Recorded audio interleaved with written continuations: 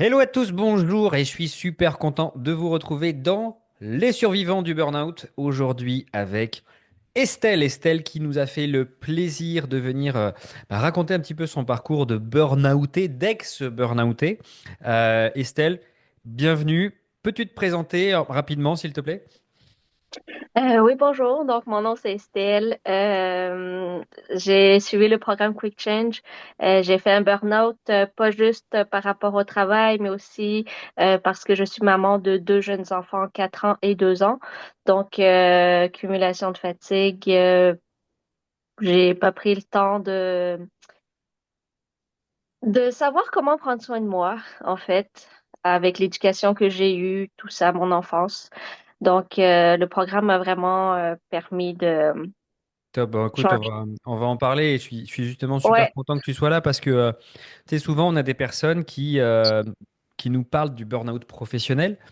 Et là, ouais, avec toi, on va aussi avoir l'autre version, le burn-out familial, c'est-à-dire une super maman qui en plus est une super workeuse, travailleuse, qui en plus est une super fille, qui en plus est, tiens, il y a beaucoup de trucs quoi, et ce qui fait que à un moment donné, on craque. On craque. ouais. Donc, en plus, avec des petits en bas âge, 4 ans et 2 ans comme ça. Alors, on l'entend à l'accent. Estelle est du côté du Canada. Donc, on est super content de voir les cousins là-bas du Canada. Estelle, je voudrais juste te poser une question simple. Qu'est-ce qui, voilà, qu'est-ce qui fait, toi, d'après toi, que tu es tombé en burn-out? Moi, je vais commencer avec cette question. Ça serait cool. Qu'est-ce qui fait que tu es tombé en burn-out? Ben, c'est le fait que j'ai jamais pensé à moi. Ouais. Je me suis toujours mis de côté. Je me passais tout le monde avant moi. Quand le peu de fois que je me dis, oh, ça me ferait du bien, je me sentais égoïste, donc je culpabilisais. Et c'est le fait de continuer tout le temps, malgré que ça va pas. Fallait tout le temps continuer le driver, soit Faut faire fort, ça, soit pas. hein. Exact. Alors, Fait que, on l'a vu, Estelle, elle a effectivement déjà fait le parcours. Ce qui est hyper intéressant déjà dans ta manière de répondre, c'est que tu vois, tu as beaucoup de gens quand ils font un burn-out vont incriminer l'extérieur. Bah, c'est parce que mon manager était pas très sympa avec moi, c'est parce que mon entreprise m'en demandait trop. Mais quand on est maman, on va pas incriminer ses enfants. Bah, c'est parce que mes enfants ils m'en demandent trop. C'est compliqué, tu vois. Et ici, ce que tu fais, c'est tu prends la chose en responsabilité, tu prends les choses en charge. Tu dis, je ne me suis jamais occupé de moi. J'ai jamais appris, moi, à m'occuper de moi, à poser des limites. J'ai toujours été tourné vers les autres. On l'a entendu tout à l'heure aussi par mon éducation, par mon driver soit fort. Et quels ont été les premiers symptômes qui t'ont fait comprendre que tu étais en burn-out, toi? oh, j'arrivais plus à réfléchir. J'étais tout le temps fatiguée. J'étais étourdie à rien. Mon corps, il suivait plus. Je devais me traîner quasiment. J'avais plus de plaisir à rien. Je pleurais pour tout, pour rien. Je comprenais pas. J'étais perdue, complètement perdue. Mm. Ouais, ça arrive. Est-ce que tu as consulté à ce moment-là? Est-ce que tu as vu un médecin ou un psy, quelqu'un qui t'a dit, il y a un truc? Oui, ben, je suis allée consulter. À la base, c'était parce que je comprenais pas pourquoi j'étais étourdie alors que je faisais pas grand effort. Et au final, à force de parler un petit peu avec mon médecin, ben, je me suis mis à craquer. Puis là, on a tout de suite compris que c'était un épuisement puis que fallait que je me repose. Et ton médecin, alors lui, qu'est-ce qu'il t'a fait? Il t'a prescrit juste du repos? Il t'a donné des médicaments en plus? Comment ça s'est passé? Ça a commencé par du repos pour voir est-ce que c'était juste de la fatigue trop accumulée depuis 4 ans. Et par la suite, ça faisait un peu des petites vagues montagnes russes. Puis à un moment donné, ben, ça finit en médication parce que j'arrivais toujours pas à gérer mes émotions. Ouais. Ce phénomène que tu décris de montagne russe, tu vois, c'est quelque chose qui est très souvent justement décrit. C'est surtout avec le driver soit fort. Alors pour ceux qui nous regardent qui connaissent pas le driver soit fort, driver soit fort, c'est un petit programme inconscient qui fait que les personnes en burn-out ne se plaignent pas. Elles encaissent, elles encaissent, elles encaissent. Et là, tu viens de nous parler de ces montagnes russes. Donc imaginons ce que ça fait dans la tête d'une personne qui est en burn-out. Elle est en burn-out, on lui dit repose-toi, ça va un petit peu mieux, donc elle va retourner au travail. Et derrière, bah non, finalement, ça va toujours pas, boum, donc je m'effondre. Et en fait, à chaque fois, tu descends un tout petit peu plus bas. En fait, c'est ça qui va se passer dans ton corps au niveau de ta physiologie. Donc toi, tu t'aperçois que, bah ouais, ça marche pas mieux. Là, tu es sous médicament. Et qu'est-ce qui se passe à ce moment-là? Ben, je suis sous médicaments, ça gère un peu mieux les gros pleurs qui servent que je comprenais pas en fait. Mais ça réglait pas le problème réel de, les gens me disaient prends soin de toi, mais je savais même pas c'était quoi prendre soin de moi. Je l'avais jamais appris. On me disait tout le temps de faire passer les autres en premier. Donc, moi, c'était vraiment au début, je savais plus ce que j'aimais. Mon chum me disait, mais qu'est-ce que t'aimerais? Qu'est-ce qui te ferait plaisir? Je le savais, j'arrivais même pas à répondre. C'est quoi que tu aimes? C'est quoi tes rêves? Ouais, J'étais bloquée, puis j'étais vraiment frustrée. Donc, les premiers mois de mon arrêt, j'étais surtout frustrée de dire, mais mince, j'ai plus mon cerveau, j'arrive plus à réfléchir, j'oublie tout. C'était juste de la frustration en continu. Et se reposer, oui, ça fait du bien, mais ça règle ça pas. règle pas le problème. Non, C'est c'est ça, ça. ça, c'est le sparadrap sur l'abcès. Oui, ça fait du bien, c'est joli, c'est propre, mais le problème, il se recreuse derrière. Donc c'est ça le vrai souci. Euh, Tu nous as parlé un petit peu de l'éducation que tu as reçue. C'est le propre de beaucoup de personnes qui vont rentrer en burn-out. C'est une éducation où, en gros, on n'apprend pas à l'enfant à être égoïste. On apprend à l'enfant à s'occuper des autres plutôt qu'à s'occuper de lui. Alors ça peut être ses frères et sœurs, tu es sur l'aîné de la fratrie. Parfois, ça peut même être s'occuper de ses parents. Toi, ton éducation, elle a été comment dans ce sens-là? Moi, en fait, ben, j'ai quitté mes parents à l'âge de 11 ans. J'ai dû aller chez ma grand-mère pour aller au lycée français parce qu'il y avait pas d'école supérieure à la ville où mes parents étaient. Et j'ai vraiment passé je faisais un peu ce que je voulais. Comme je faisais, j'étais toute seule en fait, vu que ma sœur était déjà partie. Et il fallait que je me débrouille toute seule, je m'occupe, donc je faisais mes petites choses. Et rendu chez ma grand-mère, en fait, c'était le nord puis le sud. Tout ce que je faisais, c'était pas bon. C'était tout le temps moi le problème. Fallait que j'apprenne à observer les gens. Est-ce qu'ils étaient contents, pas contents. Fait que c'était beaucoup dans un esprit d'analyse, mais par rapport aux autres. Donc, c'est tout le temps faire attention. Ouais, ça, Tout le pour ceux monde. qui nous regardent, c'est typique de ce qu'on appelle le driver fait plaisir. Je dois regarder les autres pour voir ce qu'ils pensent, parce que je n'ai pas le droit d'être moi-même, je dois être ce que les autres veulent de moi. Ma grand-mère, mais aussi tous ceux qui gravitent autour. Et c'est ça que toi, enfant, à ce moment-là, tu apprends comme étant quelque chose de normal. Mm. Et donc, pour vous montrer un petit peu comment ça fonctionne, Estelle, elle va grandir avec ça, en fait. Elle va encoder dans son système, les autres doivent passer avant moi, je dois, entre guillemets, bien me comporter vis-à-vis des autres. C'est la meilleure façon de s'oublier complètement, de ne plus savoir qui on est. Quand on lui a dit tout à l'heure, elle nous a dit ça, Estelle, je ne savais même plus ce qui me faisait plaisir, on en arrive carrément à ce niveau-là, hein, quand on est tout le temps dans ce qu'on appelle le people pleasing, faire plaisir aux autres avant de penser à soi. On en arrive dans un état de dépersonnalisation totale, on ne sait plus du tout qui on est en fait. Donc pour revenir ici maintenant à toi, tu nous as dit bah voilà, j'ai pris des médicaments, on m'a dit de me reposer, mais il y a toujours quelque chose qui marche pas. Qu'est-ce que tu décides de faire? Alors tu forces quand même, tu retournes au boulot, qu'est-ce qui se passe? Oh, je suis pas retournée au boulot. Ben, je t'ai rencontré. Puis j'ai décidé d'investir sur mon futur, sur Ouais, moi. ouais. De, fait que c'était pour moi. Ça faisait longtemps que j'avais pas choisi quelque chose pour moi. Et là, je me suis dit non, ça suffit. Je veux que ça arrête parce que j'arrivais, j'étais perdue et il y avait des répercussions sur les gens que j'aimais autour, mes enfants, mon mari. Ton mari, ouais, tu m'en avais parlé aussi, ouais. Ouais, donc il y avait ça. Il y avait plus rien qui marchait en fait. Il y avait Quand plus tu rien qui dis, marchait. tu m'as rencontré, on s'est pas rencontré physiquement, j'imagine Non, que tu c'est as vu une ça. conférence en ligne? Pas encore, Oui. bientôt, on va se voir au mois de juin. Tu as vu une conférence en ligne, j'imagine. Euh, Ouais.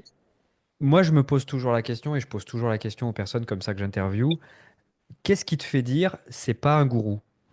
Tu sais, parce que sur Internet, il y a plein de nanars qui font un peu n'importe quoi. Qu'est-ce qui te fait dire à ce moment-là, j'ai confiance? En fait, j'ai écouté, avec le décalage horaire, j'ai écouté ta conférence tôt le matin et j'ai même pas pu écouter la fin au niveau des questions parce que fallait que j'aille porter les enfants à la garderie. Mais je sais pas qu'est-ce qui s'est passé. Je trouvais que c'était clair, c'était concret, c'était pas du flafla. Puis aussi, je recevais des courriels. Puis à un moment donné, financièrement, moi, j'étais arrêtée. Donc, Bah c'est oui, c'est sûr que compliqué, ouais. Mhm. c'était compliqué pour moi. J'avais un petit revenu. J'étais là, mais je peux pas. Donc, c'est là que je t'ai écrit. J'ai dit, moi, mais Théo, si je peux pas te payer, comment tu veux que, même si ça m'intéresse, je dis, ça marchera pas, quoi. Et puis, c'est comme ça qu'on a commencé à échanger. Et au final, on s'est fait un Zoom. Puis là, on a pu Ouais. discuter un peu plus. Mm. Ouais, j'imagine que ça a été un gros challenge parce que tu as tellement eu l'habitude de faire passer les autres en premier, mettre une somme qui est quand même une certaine somme, tu vois, sur toi, sans savoir si ça va marcher ou pas, tu as dû flipper. Tu as dû te dire, waouh, c'est le saut de la foi quelque part. Oui, oui, quand même. Mais je sais pas, c'est l'énergie que tu dégages. C'est sérieux, juste avoir parlé sur Zoom, ça fait comme, ah wow, Ouais. j'ai une chance de m'en sortir, quoi. C'était. Bah ouais, si tu veux, pour moi, c'était con si t'es con si tu rentrais pas. Mais t'es tellement le profil des personnes qu'on accompagne, c'est-à-dire qui a envie de s'en sortir, qui va faire les exercices qu'on va lui proposer, qui a ces trois drivers, et on les avait énumérés pendant notre session ensemble. On s'est vu ces trois drivers, on dit, mais ouais, faut le faire, quoi. Moi, si tu veux, je croyais tellement en toi que c'était pas possible que tu rentres pas. Je t'aurais fait des délais de paiement en 20 fois s'il fallait, mais il fallait que tu rentres si tu veux. C'était vraiment hyper important pour moi que bah ouais, que tu crantes un petit peu. Mais là, justement, t'es sorti. Raconte-moi ton parcours, ça s'est passé comment? Qu'est-ce que t'as découvert? T'as dû arriver, t'as dû rien comprendre à ce qui se passe, parce que quand on arrive là-dedans, on se dit, mon Dieu, c'est quoi ce truc? Ouais, ouais, quand même. La première séance, j'ai stressé un petit peu sur le coup. J'étais un peu perdue, mais je me suis dit, bon, bah, tu sais, rencontrer, parler avec des gens que tu connais pas, tout ça dans un petit groupe. Puis, en fait, tu te rends compte qu'on est tous là pour la même raison. Puis, c'est génial de voir l'évolution des autres. C'est génial de voir les autres commencer aussi. On se rend compte du parcours qu'on a cheminé à la fin, là. C'est Fait qu'au ça. début, le fait que ça rentre puis ça sort, sérieux, c'est vraiment génial. Ouais. Ouais. Puis tu sais, il y a des gens qui me demandent de faire en individuel le parcours, et moi je leur dis, ben non, vous avez peur du regard des autres. Donc si on vous met pas dans un petit groupe bienveillant où justement vous allez affronter cette peur, elle disparaîtra jamais. Ça sert à rien de faire de l'individuel. La personne qui me dit j'ai confiance en moi, mais dans ma salle de bain, elle n'a pas confiance en elle. Il faut l'éprouver, cette confiance, cette capacité de prendre Ouais. sa place. Et ce petit groupe-là, justement, il sert à ça. Euh, alors, j'ai évidemment eu des... j'ai eu suivi ton parcours, on va dire, tout au long de ce programme. Et à chaque fois, les gens étaient enchantés, en fait, de tes progrès. Et aujourd'hui, voilà, comment tu te sens? Je me sens bien. Je me sens plus légère, libre, Ouais. euh, sereine. J'ai pas le sentiment de culpabilité, j'ai plus de sentiment de pression, de stress. Bon. C'est, Qu'est-ce qui fait, d'après toi, que ça ait marché si bien sur toi, ce parcours-là? ben, je me suis sentie en sécurité. Mhm. Ça, déjà, c'est le premier point. Ensuite, c'est les exercices. Les exercices sont concrets. C'est, ça demande pas des très gros efforts. Et les questions, selon l'évolution des étapes, les valeurs, tout ça, je trouve ce qui est génial, c'est que Sylvie était capable de dire, OK, t'es rendu là, penche sur ça. T'es rendu là, penche sur ça. Fait que ça permettait de débloquer tout le temps des petites choses Exactement. que tout seul, en fait, on a beau essayer de dire, je veux avancer, je veux m'améliorer, je veux y arriver. Si on n'est pas guidé, accompagné, c'est pas facile de passer comme réussir à traverser le pont alors que tu sais même pas c'est par où le chemin, quoi. Ouais, c'est ça. En fait, cette méthode, si tu veux, le coach, il est là pour dire le chemin, il est par là. Après, c'est à toi de faire le pas. En fait, Oui, c'est toi oui, qui vas franchir le truc. Moi, je vais te dire ce qui fait que, à mon sens, que tu es aussi bien réussi, et aussi bien parce que tu as été super rapide, toi, dans tes progrès. Tu es arrivé, tu étais vraiment down. Là, tu as vraiment la pêche. Tu nous as fait des témoignages de dingue. Euh, à mon sens, ce qui fait que tu as vraiment cartonné, tu disais que tu étais en confiance, mais tu as fait les exercices. oui. Tu as fait les exercices. Tu sais, je dis tout le temps, la meilleure façon de se planter dans le quick change, c'est de croire qu'on connaît, de croire que, ah bah oui, ça c'est bon, je connais, mais sans pratiquer. Tu vois, c'est comme quelqu'un qui connaîtrait le judo parce qu'il l'a appris que dans les livres, mais qui pratique pas. Et le deuxième, c'est que tu t'es pas dit, ah oui, j'ai essayé, ça marche pas. Non. Parce que dans le quick change, on oublie le mot j'ai essayé. On est là, fais-le, plante-toi, fais-le jusqu'à ce que tu réussisses. Et ça Ouais. change tout. Mais ça, c'est ta confiance, si tu veux, dans le process qui a aidé. Parce que comme tu avais confiance, tu t'es dit, ok, c'est normal, je suis accompagné. Et tu l'as dit, tu en as d'autres où tu voyais, toi, ton résultat par rapport aux autres au fur et à mesure des semaines. Tout ça, ça recrée cette confiance en toi qui fait qu'aujourd'hui, on a la pêche, on a la banane et on est super content. Tes proches autour de toi, notamment ton chum, il, Ouais, il pense quoi de ton changement? il en revient pas. Il trouve ça génial. Il dit, t'es plus souriante, t'es plus calme. Bon, j'étais quand même très calme, mais bon, la patience avait plus de difficultés et la gestion des émotions aussi était plus difficile. Puis là, maintenant, j'arrive à m'exprimer, à dire mes besoins, quand ça marche pas. Je suis capable de le, de- d'exprimer mes besoins sans me sentir coupable Ouais. et justement de voir quelles sont les options pour que ça fasse pour tout le monde aussi. Ouais, mais tu sais prendre ta place en fait, tu sais prendre ta place avec bienveillance en fait. Et tu t'aperçois que bah, quand tu le fais, c'est cool. Les enfants, ils réagissent comment à ça? Parce qu'ils sont petits. Comment ils réagissent par rapport à une maman qui était ultra présente, qui maintenant sait prendre un peu sa place? Bah, c'est sûr que sur le coup, ils étaient un petit peu perdus. C'est du changement pour eux, mais maintenant, je me respecte, puis je pense qu'ils le voient et c'est bon pour eux parce qu'ils apprennent aussi Et j'allais te à le se dire. respecter. Mm. J'allais te le dire, en fait, les enfants, ils apprennent beaucoup par imitation. Donc quand ils voient une maman dans le sacrifice, peut-être que plus tard, ça va générer ça aussi. Ça va générer des enfants qui seront des parents dans le sacrifice. Là, si on leur montre qu'on est une maman, on est une meilleure maman quand on est d'abord un meilleur individu, bah tu leur transmets ça aussi. Donc la capacité de peut-être ne jamais tomber là où toi tu es tombé. Ouais. Et ça, c'est juste topissime parce que ça va complètement avec moi, mes valeurs de transmission.